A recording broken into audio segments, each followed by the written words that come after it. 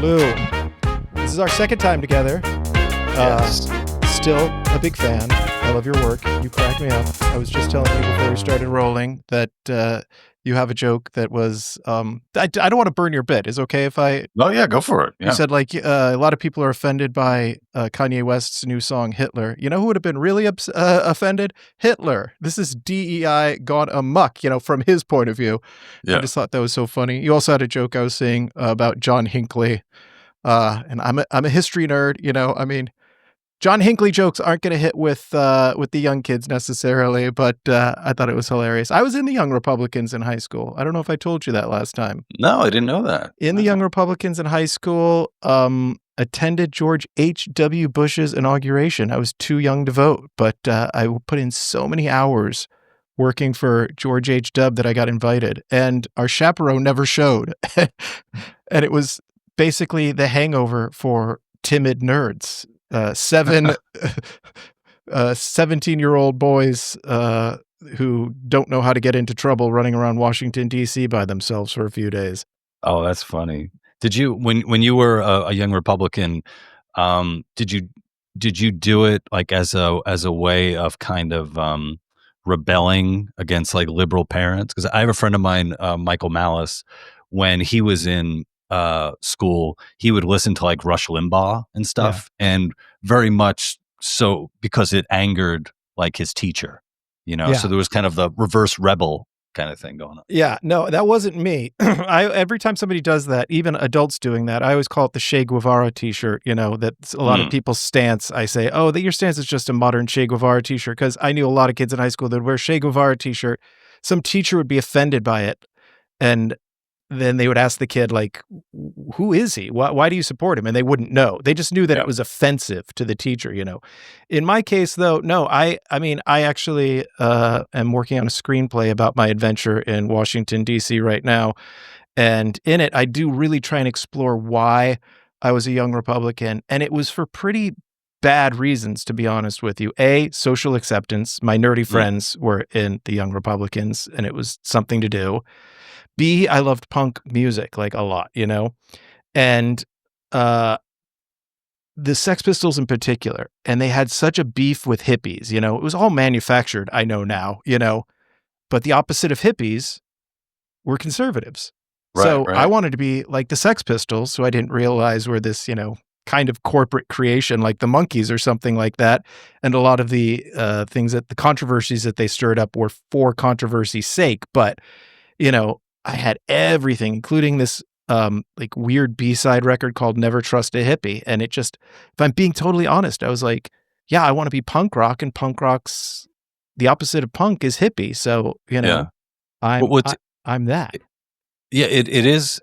It's interesting when you look back at like, like the historical representations, like people will often say like, oh, bikers must have been like kind of left wing, because they were kind of outlaws and all that. But meanwhile, I mean, they hated hippies. They would beat the shit out of hippies. I mean, you look at like what happened like at Altamont, right? With the Hells Angels and all that.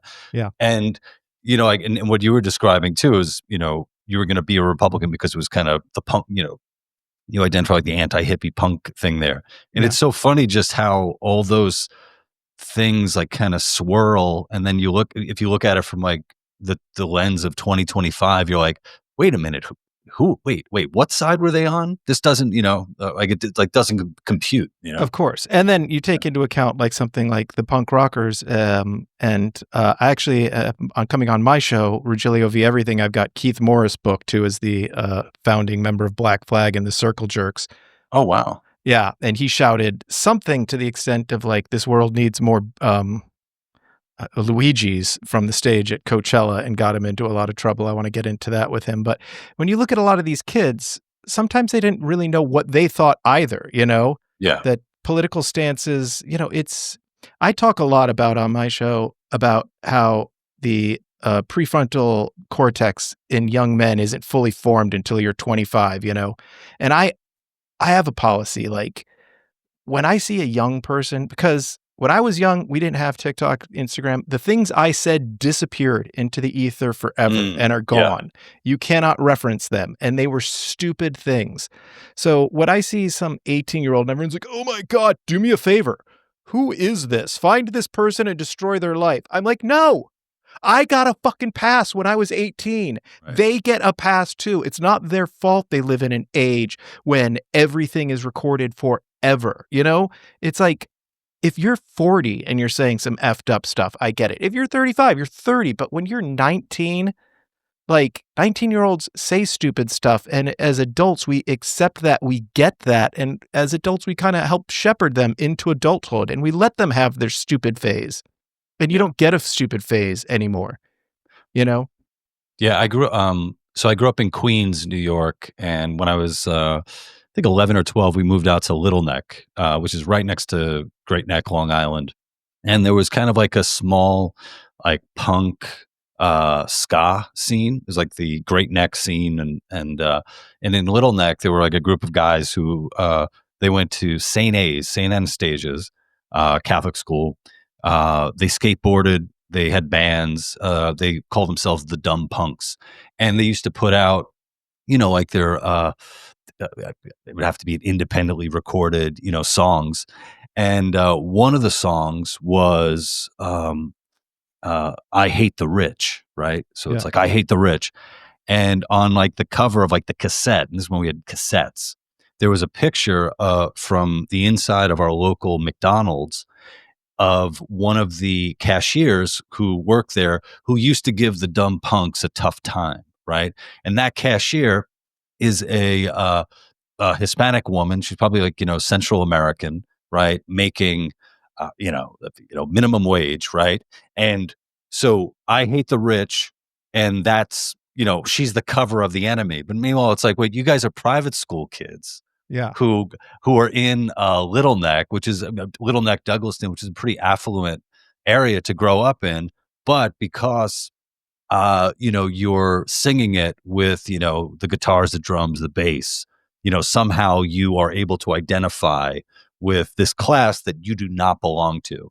And you're kind of raising a ruckus and mayhem for like the working class immigrant there. I always thought, and I'm sure all those guys, I think they all grew up to do really good things, and I'm sure they're really great, really great guys and professionals. And I'm sure there's a part of them that looks back and is like, oh man, we were kind of dumb punks in a shitty way. Yeah. And that's my point. You get to be dumb and young. I'm all for dumb and young. I'm just not for the world bending to the will of the dumb and young.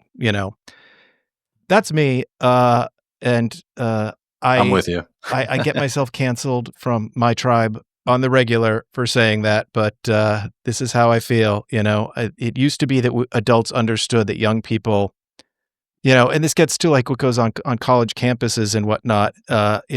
Like all around, it's like I support all of it because that is the age that you do these things at. And as adults, we see it through that lens. We understand what youth is. The difference between, and I get ageism because the difference between young people and us older people is we used to be young. We completely can see things from your point of view.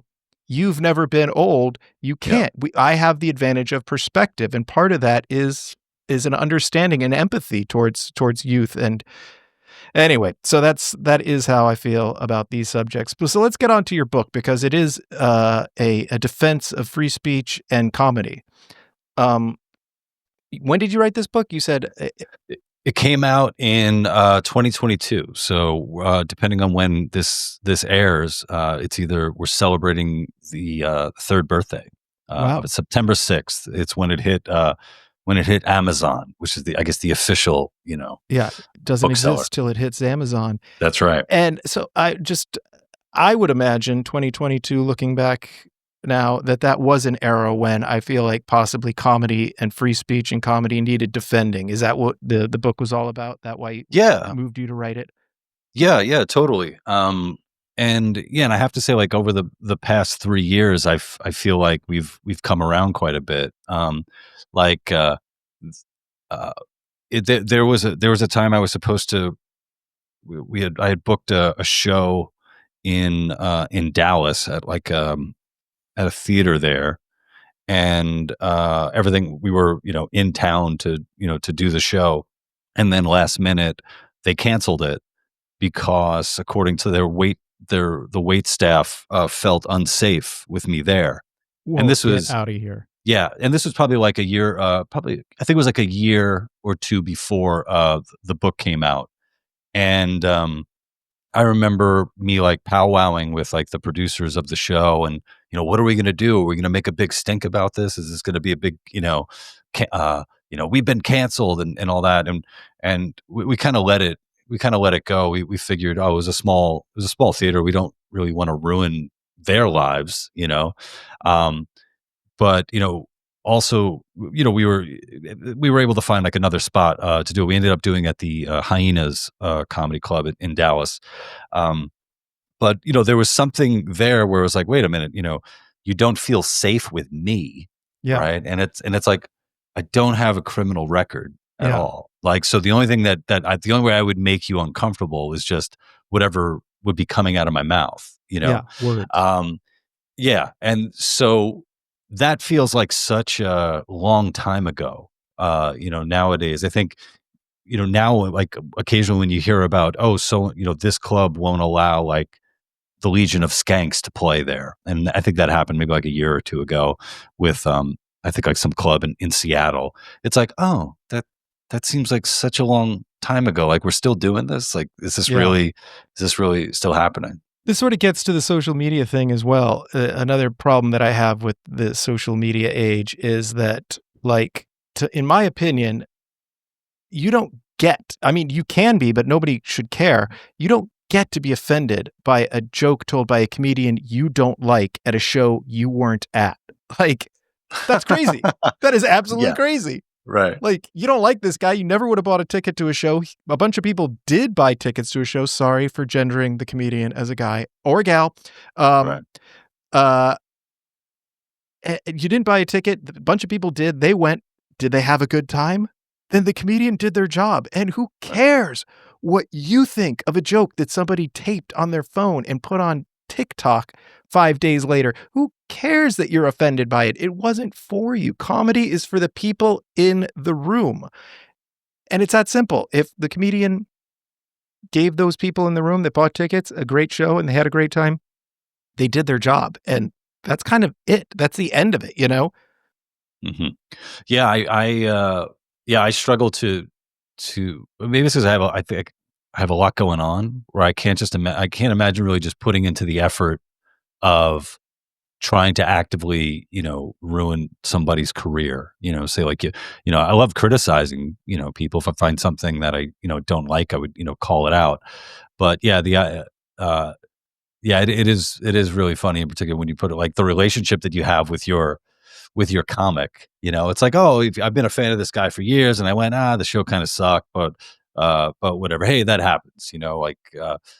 But then, yeah, not to even be at the show, not even like spend money, and that's what I find actually is that most of the time, if you're an artist in any genre, and you're dealing with your critics, the critic, chances are never spent money to support your work and never will, so it's sort of like how the idea that you're even going to try to please somebody who has no stake whatsoever in what you're doing is pretty silly. Yeah. And I mean, when it comes to critics, the fact of the matter is negative reviews get clicks. Yeah. And positive ones don't. Comic does pretty good job. Had an okay time. No one's clicking on it. Right. Offensive, terrible, horrible comedian gets booed off stage. I mean, clickbait is the worst, and both sides of the political spectrum are so guilty of it right now. I cannot stand when Trump humiliates himself. Oh my God, what happened today? I went to lunch. Right. What could have click? That's what? And with that too, I'm a sucker for clicking on it. He did not. I'll click on it. Like Trump talking like Trump. Oh yeah, oftentimes the whoever's destroyed wasn't destroyed. Yeah. You know, and Destroyed. yeah, and you know what? And I think there was there's a thing too. It's sort of us coming back around to comedians feeling like they can do the material they want to do and still and having I think less fear of being canceled, of the cancellation, is that cancellation did do a lot of good for quite a few comics. It's like they were canceled and then they got more light on them, more people started seeing their stuff, and now they have great careers. But there is a point where I imagine it would just be like, if you're a comic who is constantly getting shows canceled, not because of lack of ticket sales, but because of staff not feeling safe with you in their Yep, presence. that one. I've actually not come across that. The Yeah. staff didn't feel safe. They didn't feel safe. Perez had words Yep. in his brain that he was going to Yeah. articulate through his mouth into a microphone. Yeah. And they would hurt me. Yeah. So, so if I think there's a point where it's like, okay, I just want to perform. I don't like, yeah, the cancellation gives you like a little bit of cred, or maybe you're a dangerous person, figuratively or whatever. But after a while, it's like you want to get up there and you want to perform. And if some inorganic thing is getting in the way of you doing that, then that really is sucky. That's really really shitty. Yeah. And I think the last thing I'll say on the subject of comedy is I don't know of any comedy. Well, I saw one recently that doesn't want people to have a good time. Like, nobody's up there to make you miserable. And if you are miserable, they're bummed out. Even if they say something completely effed up and off the wall, it's to make you laugh. I can't remember who it was. I think it might have been Bill Burr that said, like, these aren't the things I think. These are the things I think would be funny if I said them, and sometimes that is the case, Yeah. Well, you told me you just recorded a special, right? I did. I lucked out massively. I'll give you this story because it was rather serendipitous, but I was planning a special. I had already, and I was going to put it out myself on YouTube or something. And I contacted a club and we were talking about what it was going to cost to rent the club for the night. I'd contacted a production team, camera crew. We had already got the sheets going. We were talking finances. Everything was moving ahead. And I woke up one morning and there was an email from legendary comedy producer Jack Vaughn, who produced like Mark Maron's Thinky Pain, Ali Wong's Baby Cobra. Oh, wow. And he has a new company called Super Nice Guys Productions. And it just basically said, we have a contract with your name on it. We've been watching you and we'd like to offer you a deal to record a special. I was like, or that. That's way better than doing it myself. Sure. I mean, I was a week away from signing on the dotted line to put my own money into this and make it happen. And just life threw me a bone for once. Oh man, that's awesome to hear. How long is the special? 30 minutes. Yeah. So special versus an hour, I guess, or an album would be an hour. A special is a half. Yeah, hour. I guess. I mean, I don't even know what these words mean anymore. Like Right. album doesn't mean almost anything because I'm a music nerd as well. Like, what is an album? If you put it out on Spotify, it's just you didn't put out an album. You put out a collection of songs digitally. Album used to refer to. I guess I don't know. But as far as a comedy album goes, I don't know. I've noticed a lot more people doing the 30 minutes than the hour. Mm-hmm. And I was happy that it was 30 because it's an introduction to me, Sure. And I just want it to be quick and enjoyable and leave you thinking nice thoughts, Yeah. I think, I forget which album from Richard Pryor was like 37 minutes, something like that. I remember, I don't know if it was like Johnny Marr talking about like the Ramones and seeing them live, and like their set was like 20 minutes. No way. And wow. Because every song is, of course, 2 minutes, a minute and a half or something like that. And it was just like the perfect amount of time, and it was over. So I'm sure like that album with Pryor, it's sort of like, and yeah, I remember it. That's the one where, I think he talks about, if black people were in The Exorcist, how that would go down. Yeah. Is it that nigga's crazy? It might be that one. I'm not sure. Yeah. Live in Long Beach. I can't remember. I've seen them all, but yeah. Yeah. Um, and I guess one last thing on comedy, and then we'll truly move on. But there's nothing worse, in my opinion, than a comedian who you enjoy, and then they go too long, and okay, now I'm not enjoying you anymore, dude Oh or yeah. gal. Wow, I'm terrible with the or the stereotyping Well, comedians. it's like having, I mean, I've been in conversations like that where Yeah, it's like, okay, our conversation really ended like 10 minutes ago. yeah, you're still We, going. yeah, we should probably just, leave and start talking to other people. Yeah, I mean, and you are competing with, what is the reality of, the lack of attention spans. And I'm guilty of it for sure. I mean, the amount, like on YouTube now, it's you got to do the reels, you got to do the shorts, YouTube Yeah, shorts. You got to throw out so I'll record a podcast and I'm breaking it up into these like minute long, 30-second clips because that's what you have to do to sort of uh, you know get attention on your stuff. But yeah, I mean, I look forward to watching it. I mean, being able to hold an audience for any amount of time, let yeah, alone a half hour, is yeah. great. Well, it's called War Bar. And there's my little plug for my special. Sweet. So moving on, I when I first had a conversation with you, I was complimenting you on a sketch you do, and to my audience, because this is coming out both on Lou's podcast and my podcast. To my audience, he's a sketch artist, he's a writer, he's a comedian, he's a regular on Greg Gutfeld and Fox News. You had a sketch called I think it was called "Don't Make Me Defend Trump," Oh and yeah. and I was saying that it was the perfect comedy because you did the thing that is the best thing you can do as an artist is you made me laugh despite myself, Nobody hates Trump more than me, but your sketch, Don't Make Me Defend Trump, was hilarious, and it's because it spoke to a truth, right? I mean, that is always, where comedy lives. Like, a joke's not funny if the premise isn't true? Thanks, So man. Yeah, I think that one resonated a lot with a lot of people, especially at the time when we released it. I think it came out, God, maybe like 8 years ago. Might have done that, and it hit a lot of people. A lot of people were like, "Oh my God, this is my life." Like I'm liberal. I can't stand the guy, but shit, I really hate when somebody I'm talking to who also hates him, like either exaggerates or makes something up about him. Because it's like I think it was a similar thing with when Barack Obama was president. It was like, wait a minute, I know you guys hate him so much, but you don't have to make shit up about him. Like, just take him to task for the stuff you disagree with him on, and right. have an adult, conversation about it.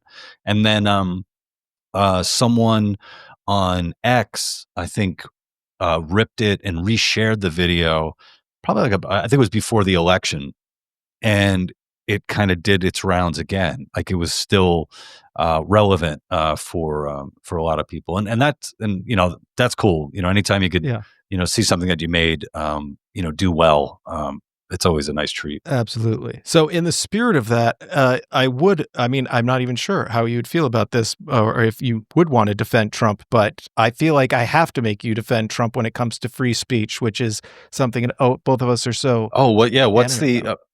Oh my God, the latest thing just out of nowhere with Flag the burning. flag burning, right?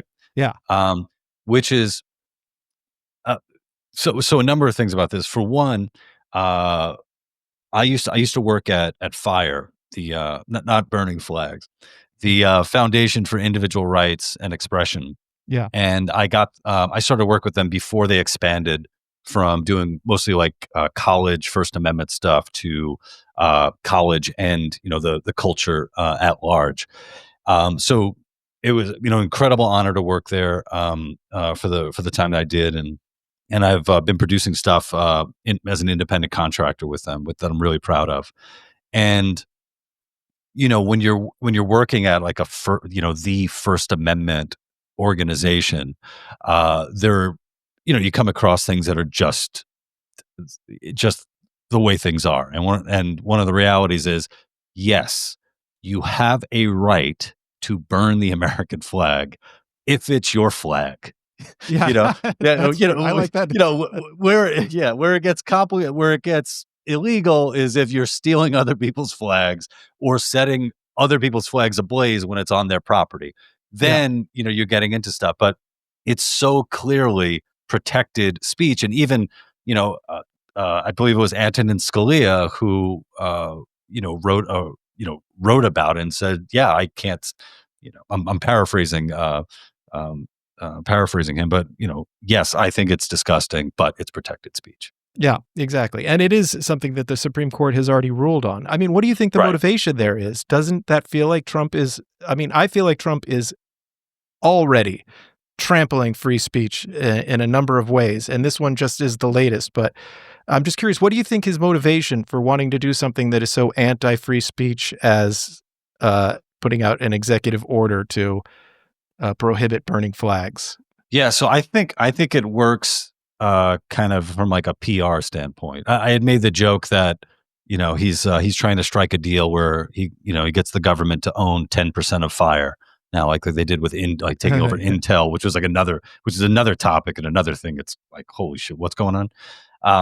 I do think that it is a PR move. So focus is now on this particular thing where we're talking about it, and I think that it's motivating people, especially people like on the left, to say, you're not going to tell me that I can't do this because it is protected, right? And now, as a big fuck you, I might just go out into the street and start burning some flags. To it, then you're going to have all these cameras on it, and then Trump is also going to be able to say, "Look, you see what I'm talking about? They hate our country so much that they're out there burning flags." And so I think people might fall into it.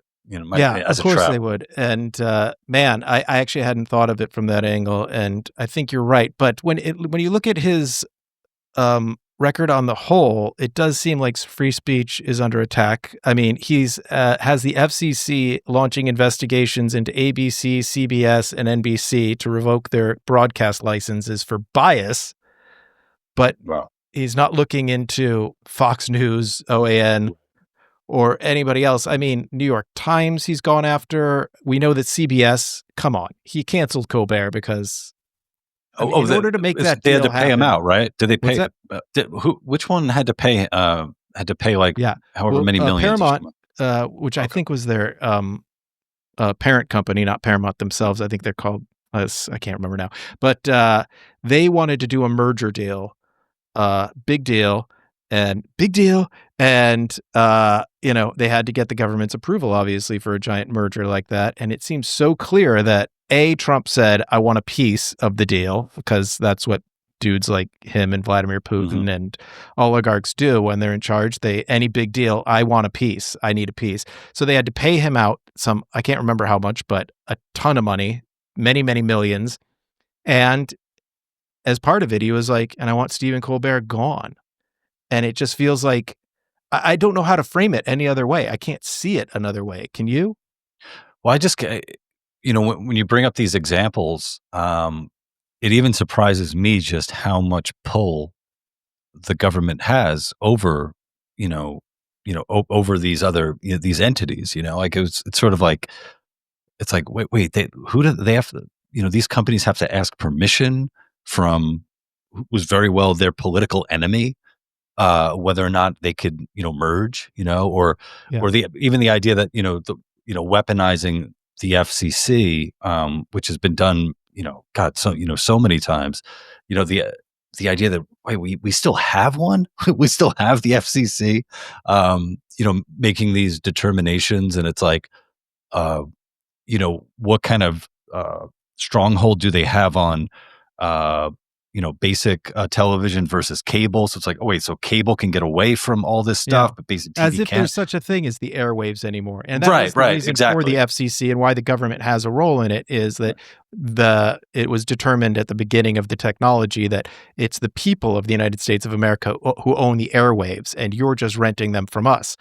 Which, I mean, gets into the whole mess of back in the old days, it was called like fair use or I can't remember what it was, but where if you were going to be on the airwaves, which there only was the airwaves, and you were going to do a political piece, you had to have somebody with the counter opinion. Oh, yeah. Present it, Yeah, it was like equal I forget what equal time or something. Yeah, equal time or something like that, right. Which I even think about trying to do that now, where you have all these different factions, or it's kind of like, what would that even look like if you have like, kind of like a hardcore, civil libertarian going up against, Yeah, what a, right wing libertarian. yeah. I don't know. I don't know what And now we have to what the make time balance for would the look like. Nazi. Yeah, yeah, exactly. There's What one, he yeah, that thinks of one this Nazi. tax hike. Yeah. And I'll tell you what it would look like. No one would know because you would scroll past the people you don't agree with. It's Yeah, that yeah. simple. You'd listen to the person you agree with and then scroll past the person you don't agree with. But NPR and PBS, who Right, also right. they've lost their broadcast license, which blows my mind to me. I mean, or not their Well, that license, their funding, which well, the basic well, what's so wild is, decades and decades and decades, that was sort of a, kind of a clarion call from Republicans saying, "This year we're gonna do it. We're gonna get in there. We're gonna defund." And people are like, you're not doing that to Kermit the Frog, or yeah. you're not doing that to Big Bird." So it's almost it's incredibly surprising that it's like it finally happened, and it's sort of like what happens next. And I also wonder, just, with all the, these examples that you bring up, how much are they dependent upon Trump being in office? We kind of forget, like, Trump's what, 78, right? 79, Um, I think. is he 79? So you're talking about, when his term is up, he might be, like 82 or something like that. Yeah. And, um, do these things keep going forward, or can they be rolled back, like the next time, like, a Democrat gets into office? So yeah, I don't know how much of this is like dependent upon him specifically, as a figurehead. Yeah, I mean, if I were to put on my psychic hat, I feel like this is some toothpaste you can't put back in the tube. Like America after Trump, we're not going back to the old way, and maybe it would have been that way no matter who was president because we've rolled into a new era. With AI and robots and everything like that. That's another Right, thing right. that I always say to myself. I'm like, this is my point when it comes to like AI and robots. I'm like, I'm going to sound like Barack Obama and say, you didn't build that. But it's like technology started when the first person sharpened the first stick, And we've been building on that ever since. Everyone's ancestors toiled and sweated and died to get us to the 21st century. The person that invented AI didn't invent it. I mean, the people that invented it and these robotics didn't just dream it one night and make it. They built on the shoulders of giants that had been working on this for thousands of years. And we were all in on that, making that happen, And that when they finally get to the point where, okay, we've got machines that can do all the thinking and robots that can do all the work, it's like, yeah, Mm. and we should all be in on whatever the benefits of that are going to be. Like, why is it that you get all the benefits? So you're saying that you're going to own the AI and the robots and they're going to take everyone's jobs and we're just screwed, but you kind of didn't build that. Sure, you own some patents and you're certainly entitled to the lion's share, but to get to where we are, where everybody's going to lose their job, I mean, I Mm. live in LA. I don't know what it's like in New York, but I mean, Uber is going to be on the ropes, man. I'm driving next to cars with nobody in them Yeah. every day now. The food is being delivered by little robots that just come down the street and deliver it Little for you. And boxes on wheels. Yeah. yeah, Yeah. I mean, and we're at the beginning, we're at the start. This is the birth of this movement. Where do you think it's going to go, man? Nobody, like, what job? I mean, it's so funny because they talk about, like, it used to be like, oh, the robots are coming for the blue collar jobs. They'll be able to stock the store shelves and hang the drywall and do all those things. No, no, no, no, no. The entire writer's strike in LA was because AI can write. You can feed into AI the most popular episodes of Seinfeld, Mary Tyler Moore, and Cheers and say, find the commonalities that make this funny, change the characters into, whatever, and come up with a new sitcom, and it can do it, Yeah. you I know? was looking at job postings and job listings, and a number of them have come up where they want to hire people to, interface with AI to help the AI's language development, right? So I mean, right there, it's sort of like, okay, we want you to work a job to put you out of work, because if you're not a coder, then you have to be involved some way, But with how the long until the AI can code itself? Yeah, exactly. When they start building stuff, well, it's yeah. I mean, it's gonna be interesting. An image that popped up into my head was that cartoon Wall-E that came out Oh years yeah, ago. yeah, Really yeah, really cute cartoon, and you have these robots, robot characters, and then all the human beings are just these morbidly obese whale size beings who are you know uh, pushed around like they're all in their own like kind of floating wheelchairs and that sort of thing. And it's like, oh, we could very well have that future, except now everyone will be thin because of Ozempic, right? yeah. So it's it's sort of like, look at this friggin' insane dystopia that we're kind of being propelled towards. And it's like, oh, but at least you'll be skinny. Yeah. That's the I mean, good and thing there's about certain it. truth in that, but my thought is that as we stand on the precipice of this technology truly taking over everything, I mean, are we sure this is the best time to have a bunch of greedy oligarchs in charge of everything, you know? I mean, this is the time, in my opinion, more than ever, that we would need, in my opinion, a reasonable person like Bernie Sanders or somebody that would understand you can't just have it all. You can't just take it all because the jobs, I mean, they're gonna go away. Or we have to put our foot down and say no more. Or we could take into account that, like, whatever it was, the 5 most knowledgeable people on AI went to Congress 3 years ago and said, shut it down Yeah, now yeah. before it's too late. Yeah, there's a professor, Geoffrey Miller, who for years has been just, shouting from the rooftops of X, or Twitter, just about the real dangers of AI. And you're bringing up some really, you know, the obvious the obvious dangers that we could see in front of us, which is, automation and people being, put out of work. And then when you look beyond that, then there's, the Terminator, Skynet, Yeah. kind of narrative or chain of events that we could be going towards. And look, if AI, is able to code itself and it's able to, you know, make itself enjoy good movies, maybe it gets taken in by T2 and says, "Oh, this is a really great movie. I know what we can do to make sure we do win this and get rid of Yeah. all the human beings." Yeah, Right. So, it's as scary shit. somebody that leans conservative, I mean, wouldn't this be a place for regulation at this point? And it seems like Well, I that's the think opposite it's of what's going on. yeah. I mean, I'm definitely out of my element when it comes to AI and the discussions there. I think it seems like it's almost impossible for a regulatory body to shut it down, right? Because if it's not like, even if you're able to say shut it down in the United States, they're still going to be doing stuff in China. They're still going to be doing Sure, of stuff in course. I'm not Russia. talking about that. I'm saying the regulatory body that says you don't get to fire everybody, or if you do, again, you didn't build that, Mhm. you have to give back to the society in some way where we somehow ameliorate the damage that you're about to do.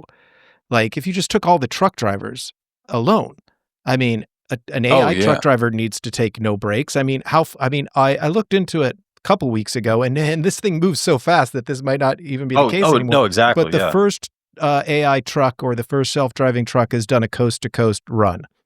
And that was just a few weeks ago. And how long until all of them? As a comic who tours, I'm out on those highways on the regular. And, particularly at night after a gig, getting to the next city, you realize just how many trucks there are. And I think to myself, all these people are going to lose their jobs, or at least Hmm. they're going to retire and nobody's going to be able to pick up the jobs. And the idea that, oh, but your job will be fixing the AIs, BS. Like, that might have been the case with the horse and buggy driver could become a mechanic and fix the automobiles or whatever. AI can fix AI. AI can maintain AI. There's kind of no job for us. And I feel like this is like arguments over conservative fiscal policy and regulation and liberal in the 20th century always had merit. In the 21st century, it seems like we have to update what we're even talking about. Well, I think one thing that's going to be tough when it comes to like truckers, in particular, is just the past few weeks, the uh, the examples of human error when it comes to trucking and accidents, right? So even getting away from, yeah, I know there was a recent one with person who was undocumented and had a license from California. Okay, even putting that aside, the reality is that when human beings are behind the wheel, it makes for an unsafe travel. Yeah. So I think one of the arguments will be made is that, well, if there's AI, if there are self-driving cars, it's going to be safer. So you will be saving lives, right? And then now it's like the cost benefit analysis, because it's like, okay, you're saving lives, but then again, what are those truck drivers going to do? And I think you make I think you made a really good point, and something that I think a lot of people take for granted, where this idea of, okay, you've been in this trade for so long, uh, you're no longer going to do this. You're going to learn something else, right? And it's easier said than done. And I just look at myself. The beginning of like 2024, I had a number of projects lined up that were ready to go, like into production, and it was looking to be, this is going to be like my most successful year ever, and I was like so excited about it. And then one by one, those projects started falling away until, I look around and I'm like, oh shit, like I have no money coming in. And then the prospect was like, well, Lou, go learn something, and it's like, man, for me to go from, I'm a comedian or a writer and stuff, and to then like learn a trade and then get into that trade, that's a lot, that's a lot of work to get into. And it was until that point that I think I was kind of, um I wasn't as empathetic for a lot of people who like lost their jobs, not so much where I was like the learn to code person, but like, hey man, just pick up, get your shit together, you'll go do something else. But then when you're actually staring in the face of like reality, like, no, it is it's a tough thing to do, especially if you look at people who have been doing like the same thing in the same trade for like 20 or 30 years. Like that's a lot, man. Yeah, and I honestly am racking my brains. I'm trying to think about what industry wouldn't be affected by this. I mean, it's just we stand on the precipice, which gets me into, I guess, another point I wanted to make, which is, again, with Trump, it's like people say, and I've heard this argument from people who tell me I'm being alarmist about, where I think the world and the country are going and whatnot.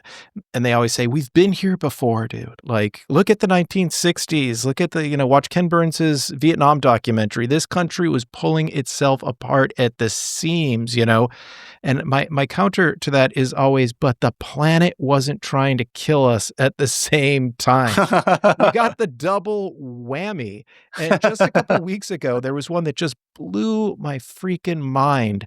So NASA has a satellite that they launched and a component part on the ISS that monitors carbon in the atmosphere. And yes, it monitors climate change, but because of the fact that plants breathe in carbon and out oxygen, farmers have actually been using that data to make predictions about crop yields and whatnot. Turned out, I think we spent $750 million to build it and launch it. And now at this point, it's just $15 million a year to maintain it. The Trump administration ordered NASA to shut it down, crash it into the atmosphere, and burn it up. And the component, which does the same thing on the ISS, they just said, turn it off. And it's the same thing with Trump across the board. It's like COVID rates are going up according to testing, then stop testing. Bureau of Labor Statistics has numbers you don't like. Well, then fire that guy and get me a guy that gives me. Yeah. numbers Why I do. was that guy working there anyway? Why isn't that no? And then you fire him, and then he becomes one more out of work person. Doesn't really help. And they bring in some guy who's going to give him numbers he does like. And you can only do that for so long. And then eventually the economy catches up to you. And unfortunately, the planet catches up to us. Like, you cannot bury your head in the sand when it comes to climate change, because if you do, there's going to be nothing but sand to bury your head in. I mean, it seems like just what is your take on the fact that, like, I don't know if you knew that about the satellite, that he ordered them to just shut it No, I down and didn't know about crash it that. into the atmosphere? I didn't know about that. I mean, when is that due to happen? Is it Uh, is I it did some something that research on it. It's yeah. not going to be immediate. There's people that are trying to fight it. What initially people were like, well, let's just sell it to another country and they can operate it. But Right. apparently, when it comes to like government secrets and satellites that were launched by NASA, you can't just give control of them over to another country because Oh, of wow. whatever reasons.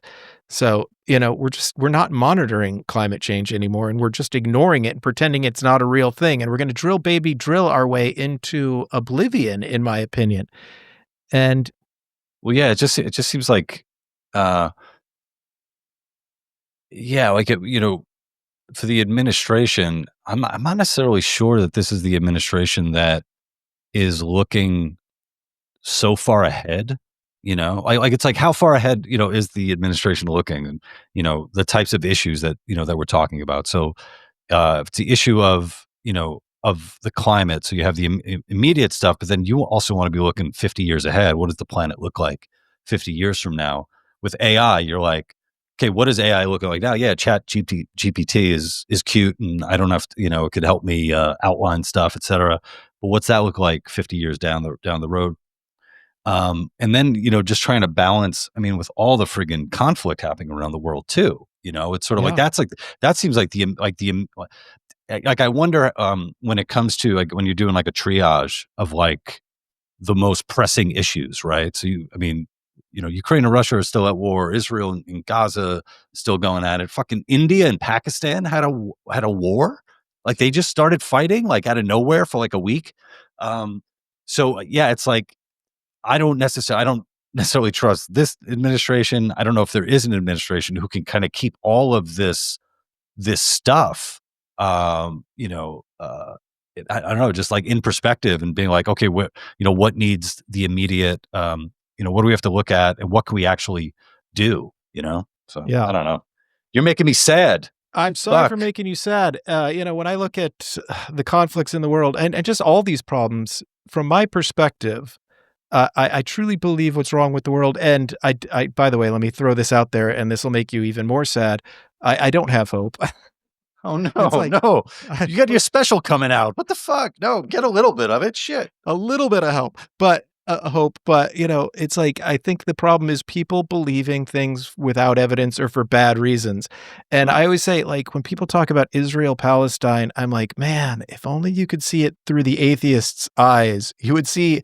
But it like religion is a problem in my opinion, and in America, it truly is as well with the rise of Christian nationalism and the fact that we're still fighting over the same stupid shit and we can't seem to get past it. And climate change, same thing. People that deny climate change and think it's totally not real, they don't know how to weigh, you know, I just wrote an episode for the other podcast I work for, which is the Jordan Harbinger show on conspiracy theories, and my mind was freaking blown when I was doing my research on like the psychological reasons, and there's also Mhm. neuroscience reasons that people believe in conspiracy theories.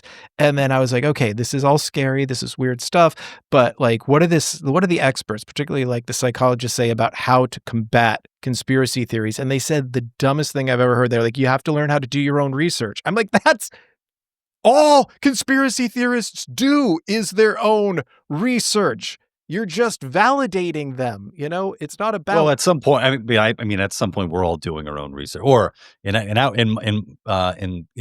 future case, Grok is doing my own research for yeah. ChatGPT.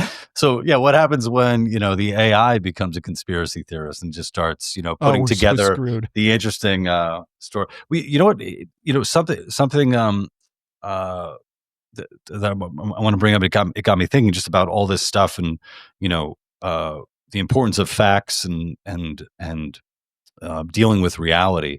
So I have a friend of mine who his house burnt down in the California fires, Wow. and he uh, the house burnt down, and his wife and they hired an architect and are dealing with the insurance and stuff. And if all goes well, they'll be able to rebuild their house in maybe 2 years, right? 2 years. So his kids are growing up. His kids will be 2 years older. He'll be 2 years older. Um, who knows how many other homes are going to be rebuilt? Who knows if these, the places that they love to, the restaurants they love to go to and all these sites and stuff will be there.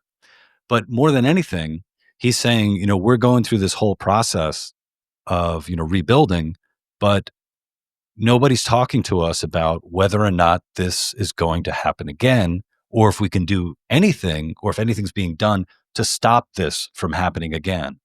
And I think that's something that seems, I don't know if that's something that's a human trait, but it's like putting yourself back in the danger zone, not without, hope of necessarily adapting to it. And I think that's something that, that's troubling, Yeah. I mean, you kind of laughed at me when I said I don't have hope. Do you have hope? What Oh yeah, what do yeah. you think? Where does your hope come from? Where does my hope come from? Uh, well, in my book, I write about someone asked me if I, have hope for things. And I said, well, I have kids. So even if I'm not hopeful, I have to create my own hope. Yeah. So I think that, so I think there's something there to, day by day, you know, trying to stay on course and better myself and my family and and live life as I, as best as I can. Because I mean, even, I'm just thinking back, like, uh, there's that meme that I've seen shared quite a bit about. I think it was like, if you were a person born in 1900, right, and you go off to World War One, and then you come back, and then you go through the Spanish flu, and then there's the Great Depression, and Yeah. then here's World War II again, and you're growing up before, before the vaccine for polio was made, and it's like, man, that was a tough fucking time, man. Yeah. So I think that there might be something to looking to the past and saying like, oh, if they could hack it, we'll find a way. Life will find a way. So. Jurassic Park. Life will find a way. But the planet wasn't trying to kill them back then, which, The planet was always trying to kill them. Oh, well, the man. planet has definitely always been trying to kill us, but it Not a seems like fan it's of ours. ramping up, No. It seems like we're ramping it up, but, Where I don't you want to ba- hit you with too much pessimism. Are you based in Los Angeles? I am. Yeah. So, like if you don't, if you're having trouble hoping, like what are you doing to prepare? I mean, are you a prepper? Like what's going? I am You a have a go bag? semi-prepper. I'm a prepper I've always been an earthquake prepper, which you'd be a fool not to be. I am clearly sitting in Los Angeles because I turned off my air conditioner so it Oh wouldn't get into no. the microphone, and I'm watching myself get shinier and Oh shinier. dude, I'm sorry. Because we got a heat wave going right now. Oh shit, sorry about that. Yeah, no, but so I've got all the bottled water, the batteries, the canned food, and stuff like that ready to go. But as far as prepping for doomsday, no, I'm not. I don't know where I would go, to be honest with you. Yeah. Yeah. My favorite place in the world is Joshua Tree. I Beautiful. truly love it out there. It's so beautiful. It's so quiet. I always tell people, like, you don't know quiet until you hear it coming at you from 100 miles in every direction. That's quiet, Um, but I think that would probably be the last place you want to go once climate change flips us into Well, do you Mad think Max. that was the question I was going to ask. Is it going by way, most of us going to go by way of a tsunami? I don't think so. I mean, there could be another disease, kind of maybe like another, Yeah. coronavirus, kind of thing that would take a lot of us out.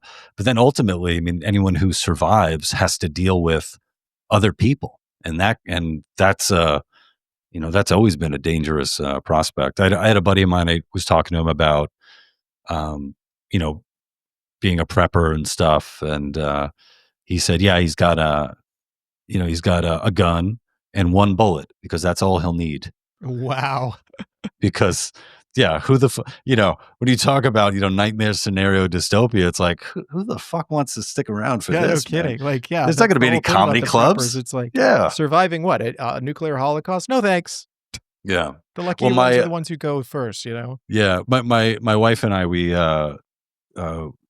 make a sourdough bread, right? So that's like the extent of our prepping. Like, hey man, when the shit hits the fan, we're going to keep that starter alive, and this bread is going to rise.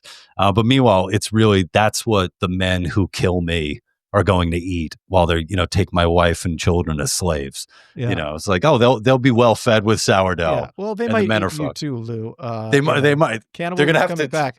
I will say that, having just did that episode on conspiracy theories, psychologically speaking, we have these pattern-seeking brains. And what the reason that our brains are so good at seeing faces, we see faces in the clouds, you see faces in rock formations and all that stuff, is that like seeing another human face is, like, evolutionarily speaking, really, really important. And not because they're nice to look at, because they're the greatest threat. Like, we didn't just get here. We've been, evolving for, hundreds of thousands of years. And for the most part, on the plains of Africa and, in early European settlements in the Americas, if you saw another face in the bushes or something, that was a threat. That was the greatest threat to you. That person was there to kill you, take your resources, take your women, whatever, like you were just saying, and maybe we're just heading back to that. Like, because we're tribal. We're like these giant tribes we have, the United States of America, or just liberal, or the Western world, or whatever it is you consider your tribe to be.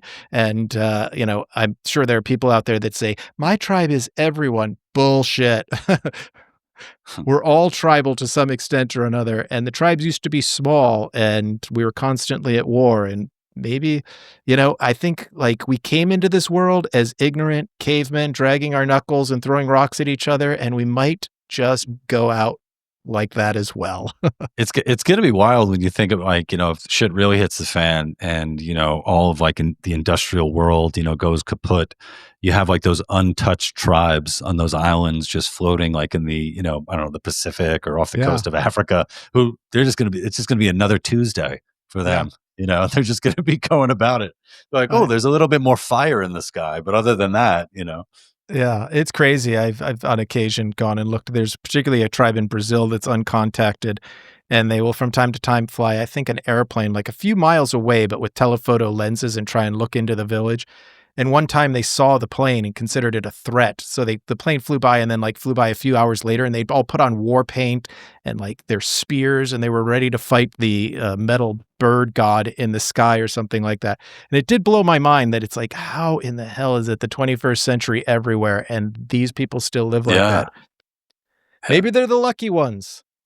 Maybe, like, although I remember reading about, like, a tribe, and it's not that they were, they weren't, like, contacted, but I think this is, like, the first time they were introduced to, like, technology, like a DVD player, and I think the internet.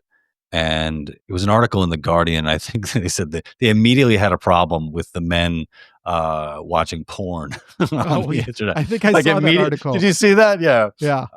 Which I'm like, oh, you know what? We're not so different anyway. Yeah, no kidding, man. Wow.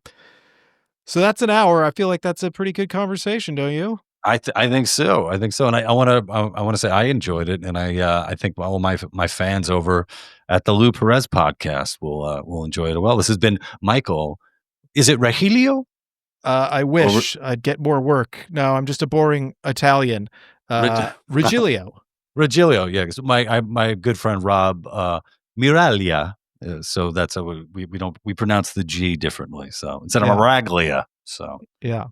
Yeah, and to anyone listening on Regilio via everything, go check out Lou and Lou's podcast, and let's do it again someday. And I'll be in New York in October when my special comes out. Maybe we can get on a show together. I would really love that. That would be awesome, man. Yeah, I'm really looking forward to that. All right, me too. Thanks, Lou.